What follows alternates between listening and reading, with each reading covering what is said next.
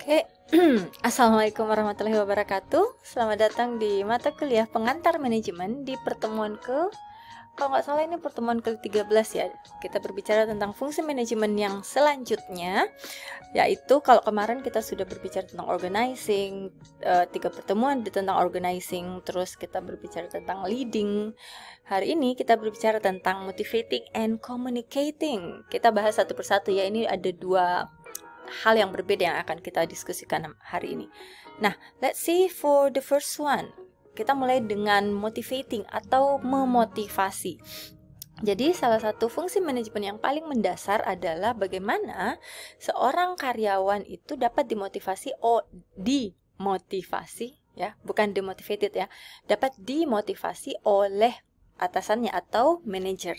Nah, apa yang memotivasi karyawan? Satu, kita harus tahu bahwa setiap karyawan memiliki motivasi yang berbeda dalam bekerja, ya. Jadi ada yang motivasinya mungkin karena ekonomi, ada yang motivasinya mungkin yang lain, nanti akan dijelaskan kemudian. Oke. Dengan mengetahui motivasi karyawan, perusahaan dapat melakukan pendekatan yang sesuai untuk meningkatkan kinerja dari karyawan. Dan yang ketiga, manajer harus mengetahui cara memotivasi karyawan yang mengalami demotivated. Jadi karyawan itu kadangkala mengalami motivasinya tinggi, kadangkala juga mengalami demotivated atau motivasinya menurun. Kita lihat ya, berbicara tentang memotivasi karyawan teman-teman. Kita harus mengetahui dulu sebelum kita terjun gitu ya. Suatu hari kalian menjadi manajer, amin. Kalian terjun ke lapangan menghadapi karyawan dan ingin memotivasi mereka.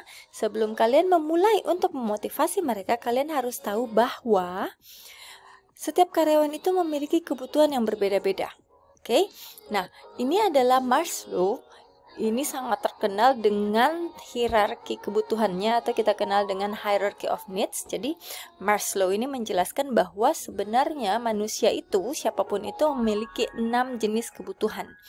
Pada dasarnya, kebutuhan-kebutuhan itu harus dipenuhi, ada yang dari dasar basic sampai yang paling tinggi, ya. Nah, pertama, kebutuhan yang paling dasar yaitu physiological needs. Ini berhubungan dengan kebutuhan kita terhadap makanan, kebutuhan kita terhadap minuman, dan basic needs kita, kebutuhan dasar kita. Naik lagi yaitu safety needs. Di sini berhubungan dengan bagaimana kalau kita berbicara tentang perusahaan ya. Jadi bagaimana seorang karyawan mendapatkan lingkungan kerja yang safe atau aman, bagaimana job security di dalam perusahaan tersebut. Naik lagi ke apa sih yang diinginkan gitu ya. Belongingness needs. Biasanya di sini kita menginginkan berada di lingkungan pertemanan yang menyenangkan, memiliki sahabat atau kolega-kolega yang sangat dekat dengan kita. Biasanya kita menjalin persahabatan itu, keinginan menjalin persahabatan itu masuk di kebutuhan ini, ya. Naik lagi ke tingkatan selanjutnya yaitu esteem needs. Jadi kebutuhan kita untuk dapat dikenal, rekognisi, mendapatkan rekognisi, nih ya. Keinginan kita untuk disetujui orang lain. Nah, itu adalah kebutuhan selanjutnya. Dan yang paling tinggi yaitu self-actualization needs. Di sini adalah di saat dimana kita itu atau sebagai karyawan itu ingin diberikan kesempatan untuk tumbuh. Ingin diberikan kesempatan untuk menelurkan ide-ide kreatifnya. Nah, dengan mengetahui kebutuhan mereka ada di mana, kita bisa menganalisis motivasi apa yang paling cocok diberikan kepada mereka. Jadi lihat dulu kebutuhannya apa. Jadi logikanya lihat dulu kebutuhannya apa, lalu setelah itu kita bisa melihat lagi, menentukan apa sih yang harus dilakukan untuk meningkatkan motivasi karyawan tersebut. Next, bagaimana cara untuk memotivasi karyawan, teman-teman? Di sini ada 3 hal yang bisa kita lakukan untuk memotivasi karyawan kita. Karyawan kita ini berarti orang yang berada di bawah kita ya secara posisi. Pertama adalah empowerment and participation, atau bagaimana kita memberdayakan karyawan dan membuat mereka berpartisipasi dalam sebuah tugas. Biasanya proses pemberdayaan ini itu berarti bahwa kita memberikan kebebasan kepada pekerja atau karyawan untuk mengatur pekerjaan mereka sendiri. Satu, kedua, untuk agar mereka dapat membuat keputusan sendiri, ataupun mereka dapat memecahkan masalah yang sedang mereka hadapi yang berkaitan dengan pekerjaan, tentu saja ya, itu adalah pemberdayaan. Sedangkan partisipasi itu berarti bahwa kita memberikan kebebasan kepada karyawan itu untuk memberikan suaranya. Jadi mengutarakan pendapatnya dalam membuat keputusan, baik tentang pekerjaan, gitu ya, ataupun mungkin tugas mereka secara pribadi. Next, yang berikutnya, bagaimana memotivasi karyawan, yaitu kita harus membentuk alternatif pengaturan kerja. Apa sih maksudnya alternatif pengaturan kerja ini, kok membingungkan ya? Jadi ada beberapa hal yang kita bisa lakukan untuk memotivasi karyawan. Kita harus tahu bahwa karakteristik dasar manusia itu adalah mudah bosan gitu ya, dengan rutinitas. Maka cara memotivasi yang lain adalah kita membentuk alternatif pengaturan kerja. Contoh, jadwal kerja yang bervariatif. Mungkin kadang shiftnya dibagi. Ini tidak berlaku untuk semua perusahaan, hanya perusahaan-perusahaan tertentu ya, yang awalnya shift pagi ke shift sore gitu ya, ataupun kebalikannya. Ada perusahaan-perusahaan lainnya lagi yang malah mereka membuat flexible work schedule atau jadwal kerja yang fleksibel. Ini contohnya, salah satunya kami ya sebagai dosen, work schedule-nya itu sangat fleksibel. Tapi masalahnya adalah work schedule fleksibel tapi beban kerjanya tinggi. Jadi dosen-dosen tetap datang pagi sampai kadang maghrib atau malam baru selesai. Nah, yang ketiga adalah job sharing. Jadi alternatif pengaturannya adalah kita pembagian pekerjaan, pembagian tugas ke beberapa orang sehingga mereka itu tidak merasa overloaded. Dan yang terakhir, ini yang banyak dilakukan sejak pandemi adalah bekerja di luar kantor atau telecommuting. Bisa di rumah, tapi kalau kita lihat tren-tren belakangan ini, itu kebanyakan pekerjaan itu dilakukan di kafe. Ya, kami aja kalau punya satu deadline atau tugas yang harus kami kerjakan dan tidak boleh diganggu oleh tugas lainnya, kami akan hiding dulu tuh.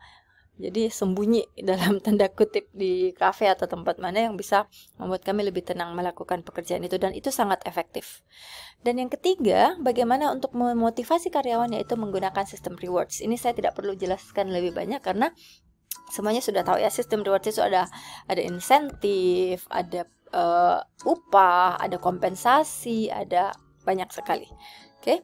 Nah, ini adalah beberapa contoh program apa dan tujuannya seperti apa. Ini akan saya jelaskan karena ini adalah tugas bagi kita. Jadi ini akan dijelaskan langsung di Zoom ataupun nanti kalau kita offline. Saya langsung lanjut ke ini aja. Bagaimana kita mendesain pekerjaan untuk memacu motivasi teman-teman atau karyawan ya.